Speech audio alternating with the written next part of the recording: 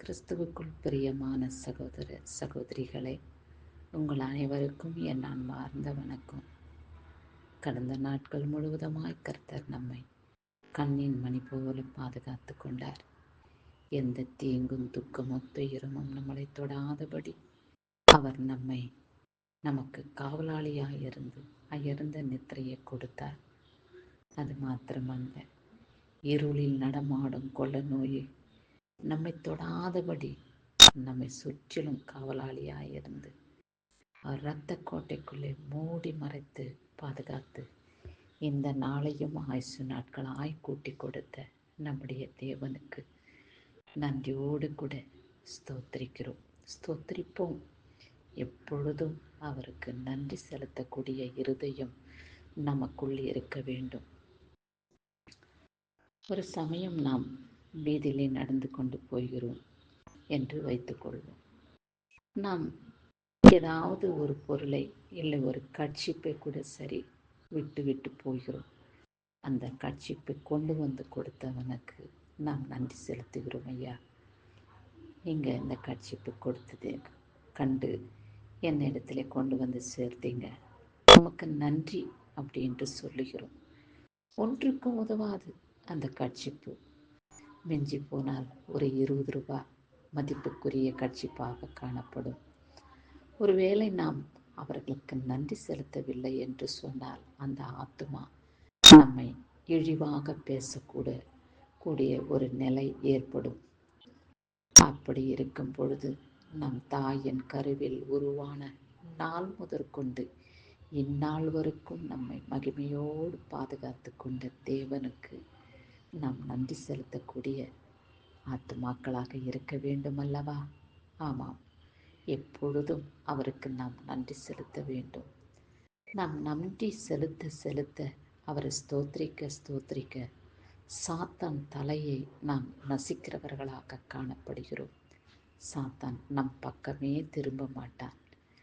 ஏன் நம்ம பக்கம் திரும்ப மாட்டான் என்று கேட்டால், நம்மளை சுற்றிலும் பரிசுத்த ஆவியானவருடைய தூதர்கள் நமக்கு காவலாளியாய் இருக்க இயேசப்பா கட்டளை பிறப்பித்திருக்கிறார்.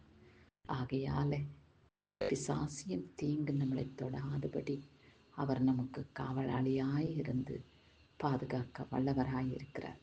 சரி, வசனம் நமக்கு இந்நாளிலே என்ன கொடுக்கப்பட்டிருக்கிறது, கர்த்தர் நம்மோடு என்ன பேசுகிறார் என்று கவனிப்போம். நீதிமொழிகள் 21 அதிகாரம் 31 வசனத்திலே குதிரை யுத்தத்துக்கு ஆயத்தமாக்கப்படும், ஜெயமோ கர்த்தரால் வரும் என்று சொல்லப்பட்டுள்ளது. ஒரு யுத்தம் நடக்க வேண்டும் என்றால் குதிரை வீரர்கள் குதிரைகளை ஆயத்தப்படுத்துவார்கள். அதற்கு தீனி போட்டு கடிவாளத்தை கட்டி அதன் மனுஷனை கீழே தள்ளக்கூடாதபடி பாதுகாப்பான கவசங்களை அதற்கு பொருத்தி ஆயத்தப்படுத்துவார்கள் அல்லவா? அதுபோல நாம் இந்த பூமியில் உயிர் வாழும் நாள் முழுவதும் கடிவாளமாக்கிய பரிசுத்த ஆவியானவரை நாம் பற்றி கொள்ள வேண்டும். நாம் பரலோக ராஜ்யத்துக்கு ஆயத்தப்பட வேண்டும் என்றால், அவருடைய மகிமையிலே பிரவேசிக்க வேண்டும் என்றால், எப்பொழுதும் நாம் அவரோடு கூட நிலைத்திருக்க வேண்டும். அவரை நாம் பற்றி கொள்ள வேண்டும். அவரோடு கூட நாம் நிலைத்திருக்கும் பொழுது நாம் பெற்றுக்கொள்ளக்கூடிய ஜெயம் என்னவென்று தெரியுமா? பரலோக ராஜ்யத்தை அடைவது தான் நமக்கு ஜெயமாக காணப்படும். இந்த உலகத்திலே வாழ்வது கொஞ்ச காலம்தான். ஆனாலும் இவைகள் நமக்கு சொந்தமல்ல. வாடகைக்கு நாம் இந்த உலகத்திலே வாழ்ந்து வருகிறோம். என்ன வாடகைக்கா? நமக்கு தான் சொந்த வீடு இருக்குதே, நிலம் இருக்குதே, இதோ பலவிதமான சொத்துக்களை நாம் சேர்த்து வைத்திருக்கிறோமே என்று நினைக்கிறீர்களா? இல்லை இல்லை, அதையெல்லாம் நமக்கு சொந்தம் இல்லை.